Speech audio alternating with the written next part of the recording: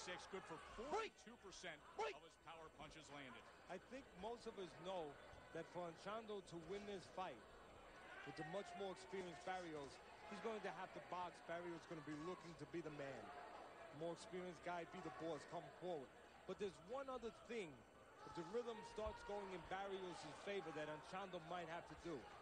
He might have to hurt Barrios just to slow him down, keep him off him, get his respect.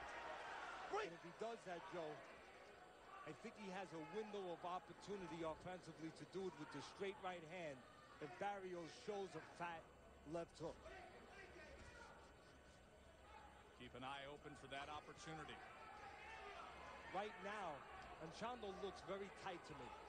Looks like mentally he hasn't gotten himself in gear. Oh, how much did yesterday take out of him today? Mentally and physically, going into this kind of fight with this kind of opponent could have taken a lot out of him. Thoughts about him not being in top shape for this kind of fight with this kind of opponent. Mentally maybe starting to wonder about how will I handle this guy coming forward. It's not like he's in there with a cutie where he can say, well, I can get a slow pace. But if he's thinking about conditioning and he's in there with an opponent who's always coming 100 miles an hour, you know what? It could affect him a lot.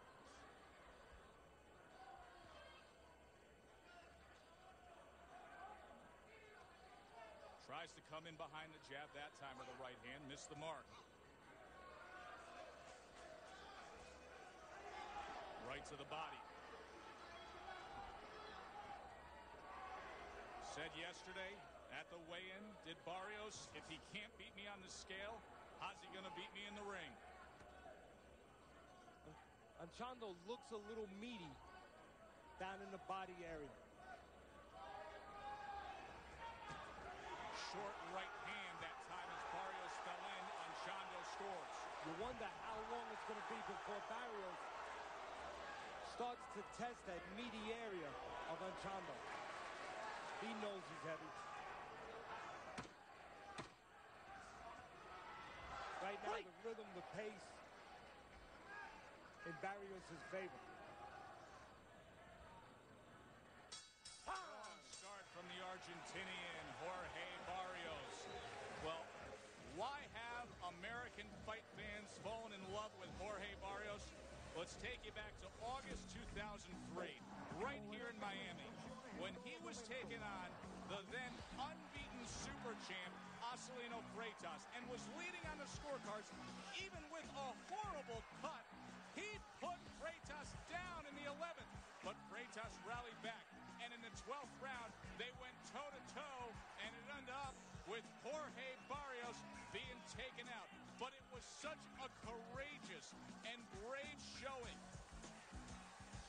And in a fight that many felt was fight of the year, Freitas moved his record to 33-0 with the TKO win over Jorge Barrios. But it was one of those losses where you actually advance yourself, Teddy.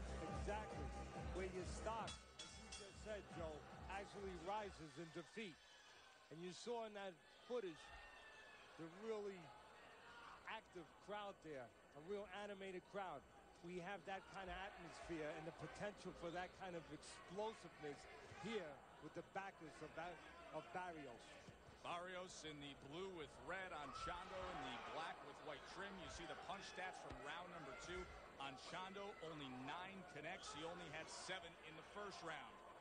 The 22-year-old with that stellar 25-0 record. Some saying he's one of the most well-rounded young fighters in the game today, and he's on the verge of superstardom. Needs to prove that true tonight. There you see Anchondo doing something smart, tying up with Barrios, understanding what he should and shouldn't do with the stronger guy, Barrios. He doesn't want to fight inside. He wants to tie Barrios up on the inside. And if Anchondo's going to win this fight, he's already shown you, and our great fans at home, he thinks he's going to have to win it on the outside. He's shown that to you. Tied up moments ago. Now back at range as Barrios tries to come over with a looping right hand. And more importantly, Anchondo has shown his opponent, Barrios, that he doesn't feel he can stand with him on the inside. Barrios will take note of that and look to get inside more and more. Tony Page is our ringside reporter tonight. Tony, what do you have for us? Joe, I had a chance to talk to Buddy McGurk right before the fight. I asked him, were you going to change the strategy or change the pace of Anchondo? He said, absolutely not. But Anchondo's fighting at a slower pace. He's also not sweating, so I don't know if he's still dry. He's just not in the fight yet. Good point, Tony. Thanks for that report. Teddy, what do you think? Well, one other thing, he's also, and he being Anchondo, not landing as he's trying to box. Barrios, the guy we think of as a raw guy, a walk-in guy, being smart, coming in at the right times, moving his head as he comes in. If Anchondo can't hit Barrios, well, you'd have problems with anybody. You know, Teddy, you could make the analogy that preparing for a major fight is sort of like flying a plane. You want it to be smooth, not turbulent on the travel of training camp to get there, but then you want to have a nice, smooth landing. This was not a smooth landing as they approach the runway here in Miami for the camp of Mike Anchondo. And Anchondo looking for a smooth landing with a right hand, and he thinks that he might get the runway for that, as Barrios, even though he's having his way so far, gives you openings with those wide shots. Right now, he hasn't paid a price, but there goes a nice left hook by Barrios. Jorge Barrios puts down Mike Anchondo. Well, that's not going to help his mental state. 8. You okay? And it's not helping his legs. The legs very unsteady with Anchondo. In the closing moments of this third round, an explosive score from Barrios. Anchondo looks lost in that corner. And he hasn't looked good from the outside. He's looked like a guy who is not sure of himself while going into the biggest fight so far of his life. Relax, you're too tight. Okay? Buddy McGurk How you feeling? with Mike Come on, talk to me, Anchondo. Mike. You all right? You sure now? Okay now. Now You see listen, the you gotta go glassiness back in to the the jab. eyes, He's gonna trying to come out recover faster. from You that gotta be knockdown smart. moments ago. Teddy, let's take a look back at the conclusion of the third round. Well, it's Barrios controlling the rhythm, pressing, coming forward, being the man, being the boss. Right hand, a little bit of a step back, and it looks like the right hand behind the ear. We'll take another look right here. Missed left hook by Barrios, but he's the one coming in position. That right hand, not what you would think an explosive punch, not on the jaw, but behind the ear. Kind of punch that distorts your equilibrium, throws off the inner ear, messes your legs up. And the kind of punch that can have lasting effects into the next round. Let's take a look at the legs of Mike Anchondo and see if he steadied himself. Mike Anchondo, undefeated at 25-0, but the toughest test of his young career. In the midst of it now, Jorge Barrios scoring the knockdown in the third round.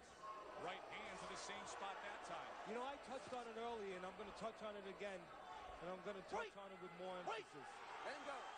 Anchondo, we all knew to win this fight he had to outbox Barrios, who can be one-dimensional, but he uses that one dimension very well, always coming forward. But I mentioned it early.